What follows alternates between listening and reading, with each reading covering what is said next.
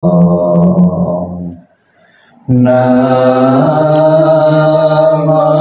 Amitabha.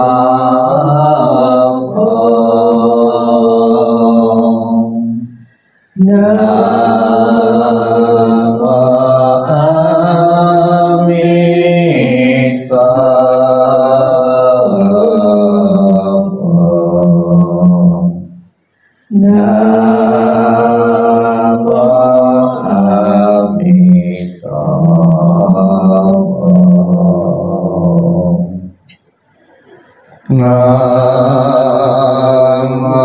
Ketika aku mengantar kepergian,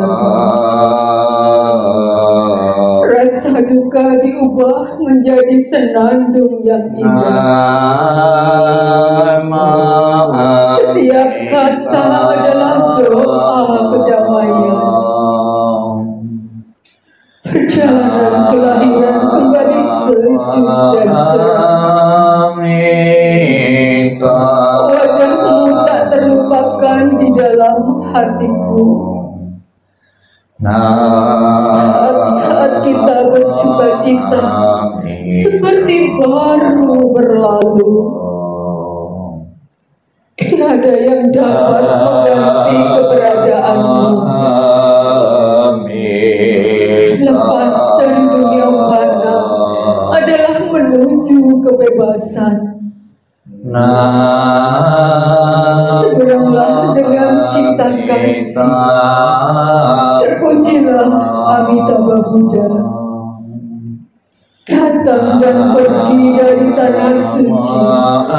Terpujilah Amitabha Buddha. Berkat kebajikan selalu bahagia. Terpujilah Amitabha Buddha. Selalu tentram dan damai. Terpujilah Amitabha Buddha. Salam cinta kasih Amitabha Buddha. Salam cinta kasih Amitabha Buddha. Semoga Anda bertekad ingin lahir di tanah suci sebelah barat. Salam cinta kasih Amitabha Buddha. Terlahirlah di tanah suci surga Sukawati. Semoga engkau dapat mengingat selalu pada Amitabha Buddha. Semoga engkau dapat terlahir di surga Sukawati. Amitabha Buddha memberkatimu. Terlahirlah di tanah suci surga Sukawati. Mengingat budi ayah Bunda. Walaupun kami tak dapat bersama selalu, tetapi batin kami selalu terkait bersatu. Tak dapat dilupakan selamanya cinta kasih dari ayah Bunda. Kehidupan ini akan saya manfaatkan sebaik-baiknya. Rajin belajar agama, sucikan hati dan pikiranmu. Selalu ingat dan berusaha membalas budi besar ayah Bunda. Membangkitkan kebajikan, menolong diri sendiri dan semua orang. Dalam setiap kehidupan, menyelamatkan diri sendiri dan semua orang. Hanya ayah Bunda yang terbaik di dunia ini. Anak yang mempunyai ayah Bunda bagaikan mustika. Dalam pelukan ayah Bunda, kebahagiaan tak terakhir.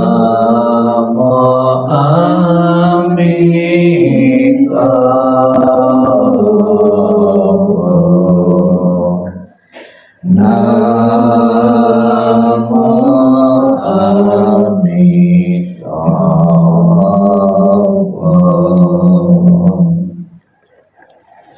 Sebelum mengakhiri rangkaian pembawaan doa peringatan 1 tahun, marilah dalam sikap hening, sikap meditasi, sikap hening, kita akan bersama-sama mendengarkan penjelasan Sang Buddha yang telah ditulis dalam kitab suci mengenai manfaat dan tujuan memberi persembahan-persembahan sajian kepada yang telah tiada. Sikap hening, sikap merenung dimulai. Inilah yang disabdakan oleh Sang Buddha. Demikianlah mereka yang berbelas kasih memberikan kerabatnya minuman dan makanan murni yang berlimpah tepat pada waktunya. Semoga ini semua menjadi milik para kerabat. Semoga mereka berbahagia. Dan setelah mereka berkumpul di sana, para kerabat yang telah meninggal pun berkumpul. Mereka bergembira sepenuhnya akan makanan dan minuman yang berlimpah ruah. Semoga para kerabat kalian berusia panjang. Merekalah yang menyebabkan kita memperoleh keuntungan ini. Penghormatan telah diberikan kepada kita. Tiada pemberi tanpa pahala.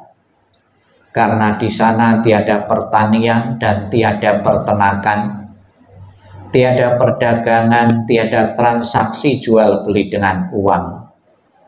Maka dengan pemberian dari sini, mereka yang telah meninggal dapat hidup di sana. Bagaikan air di bukit mengalir menuju ke bawah. Demikianlah pemberian yang telah diberikan dari sini bermanfaat bagi mereka yang telah meninggal. Bagaikan sungai-sungai yang penuh dapat mengalir memenuhi lautan. Demikianlah pemberian yang telah diberikan dari sini bermanfaat bagi mereka yang telah meninggal. Setelah memberikan persembahan kepada mereka yang telah meninggal, lalu mengenang apa yang telah dilakukan pada kehidupan lampau, sesungguhnya bukanlah tangisan, kesedihan ataupun ratapan lainnya. Persembahan yang telah diberikan guna menopang sangga ini, sesungguhnya demi kepentingannya akan menimbulkan manfaat untuk waktu yang lama.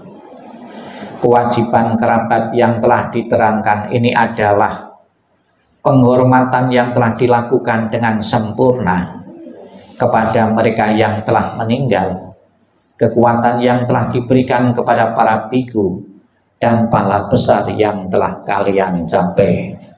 Sabbi sata bhavantu sukhitata, semoga semua makhluk hidup berbahagia dan sejahtera. Sikap hening, sikap merenung selesai. Sadu, sadu, sadu.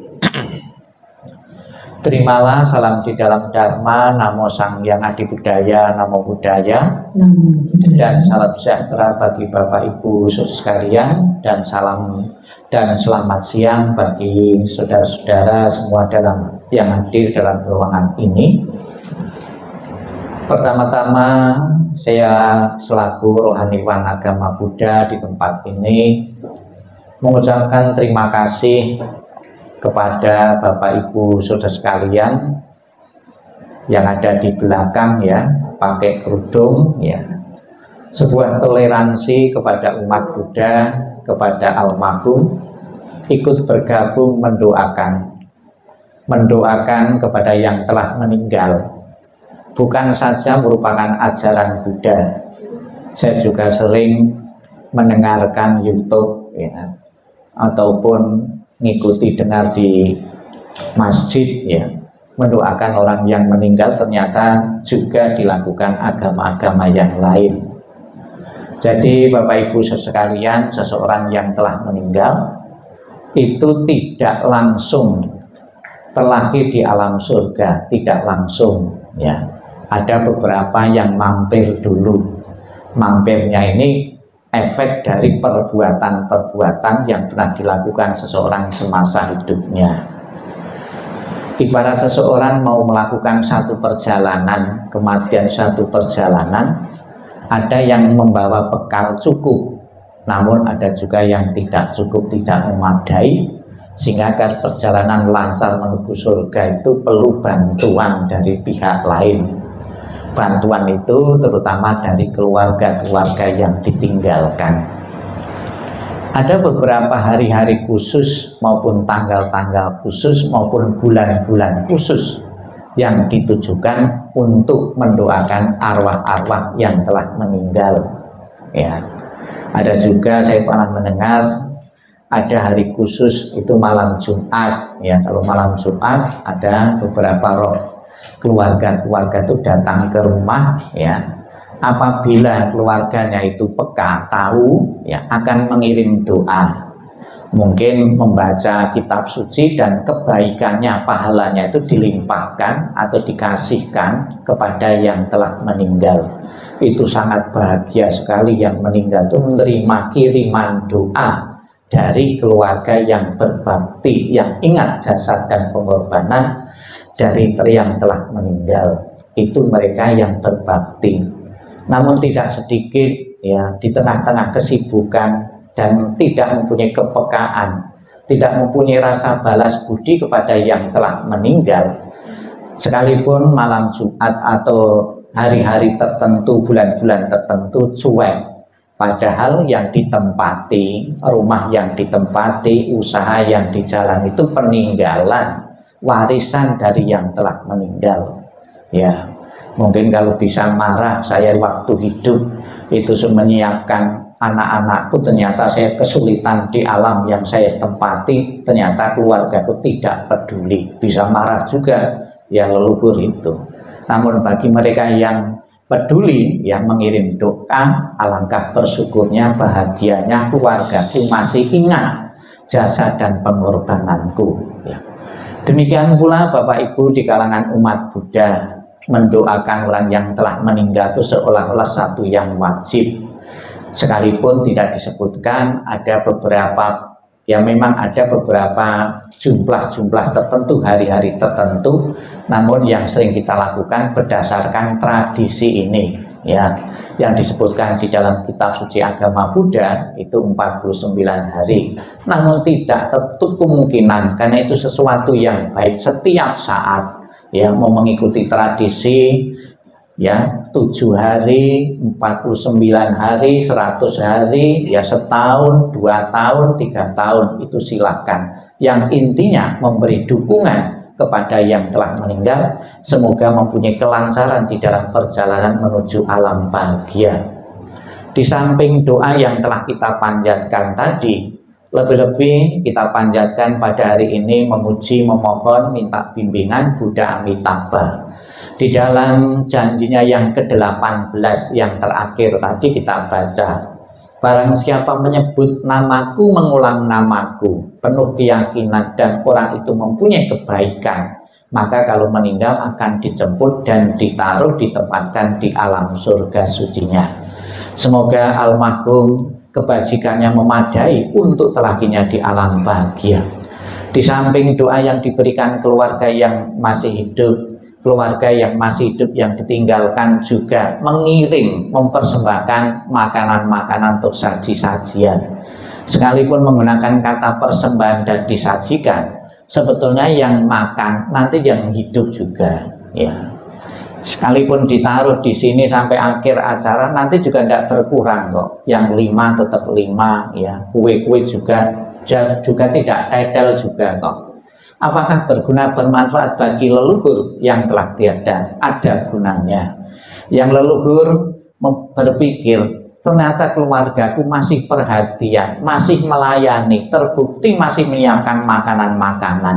Bahkan tidak sedikit setelah meninggal, itu sajiannya, makanannya itu jauh lebih banyak, lebih mewah daripada ketika hidup. Ya, sekalipun ya tepatnya itu ketika hidup itu, ya. Namun tidak, ya, mengurangi rasa hormat keluarga yang ditinggalkan, tidak mengurangi peluang untuk menciptakan kebaikan-kebaikan bakti kepada orang tuanya, maka dipersembahkan sajian makanan-makanan ini. Agar makanan-makanan yang disajikan ini benar-benar berguna untuk leluhur yang kita doakan di dalam ajaran Buddha, makanan indahnya setelah dipakai untuk persembahan, dikasihkan orang lain yang sangat membutuhkan. Jangan dimakan sendiri. Kebajikan yang dikumpulkan, keluarga yang ditinggalkan, memberi dana berderma kepada orang lain inilah yang dilimpahkan, yang diberikan kepada almarhum yang telah meninggal. Ya, setelah memberi buah, memberi makanan kepada orang lain, kulimpahkan, kuberikan pahala kebajikanku kepada leluhurku, semoga terdorong telah di alam bahagia.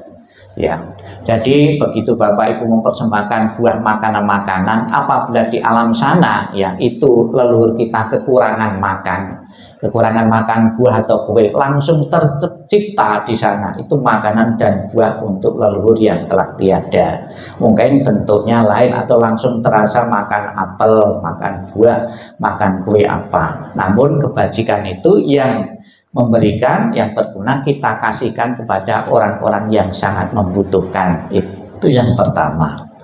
Kemudian di samping buah-buahan juga dikirim uang-uangan, agar leluhur di alam sana itu pun tidak kekurangan uang.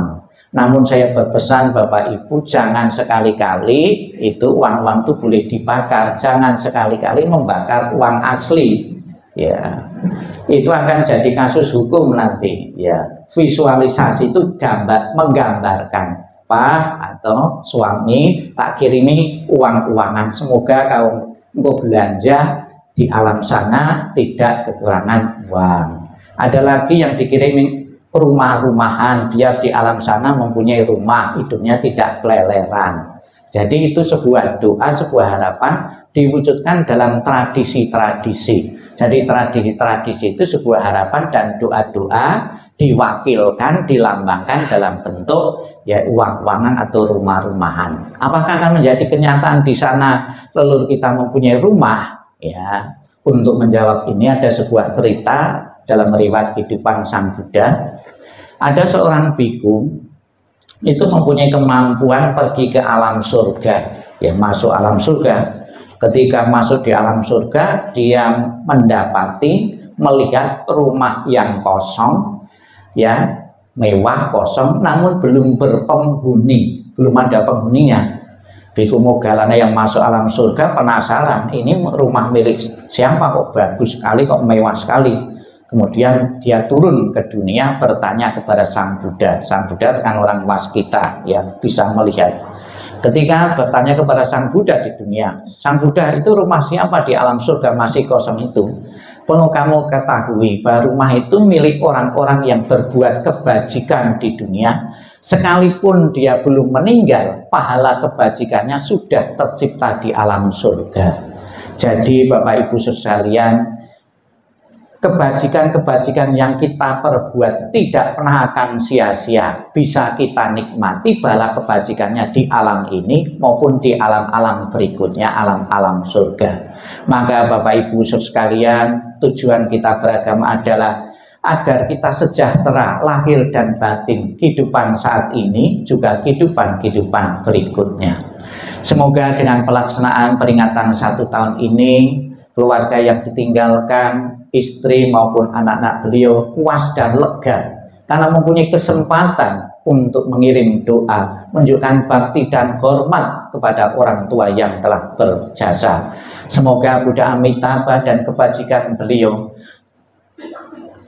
segera mewujudkan untuk lahirnya di alam surga bahagia, surga Sukawati. Sudah menjadi tujuan dan harapan setiap orang, setiap agama, hidup sejahtera, bahagia, panjang umur di dunia, kalau mati masuk surga. Semoga harapan itu benar-benar menjadi kenyataan. Almarhum dan keluarga yang ditinggalkan sepenuhnya bisa merelakan, mengikhlaskan. Ditinggal suami, ditinggal seorang ayah karena kematian, bukan saja keluarga Anda hari ini saja, yang lalu, saat ini maupun yang akan datang, anggota keluarga kita satu persatu akan meninggalkan kita karena kematian. Karena kita harus tunduk pada hukum ketidakkekalan, ketidakabadian menjadi corak kehidupan ini. Maka tidak boleh melekat kepada apapun termasuk suami dan ayah. Karena semua kena proses ketidakkekalan, ketidakabadian. Sadu, sadu, sadu. Marilah Bapak Ibu kita bersama-sama berdiri menghormati altar Buddha dan juga altar leluhur dengan menundukkan kepala sebanyak 3 kali. Hormat pertama, hormat kedua, hormat ketiga. Namo Amitopo. Namo Amitopo. Silakan yang hadir maupun keluarga untuk foto bersama, ya, dokumentasi di tempat ini. Silakan.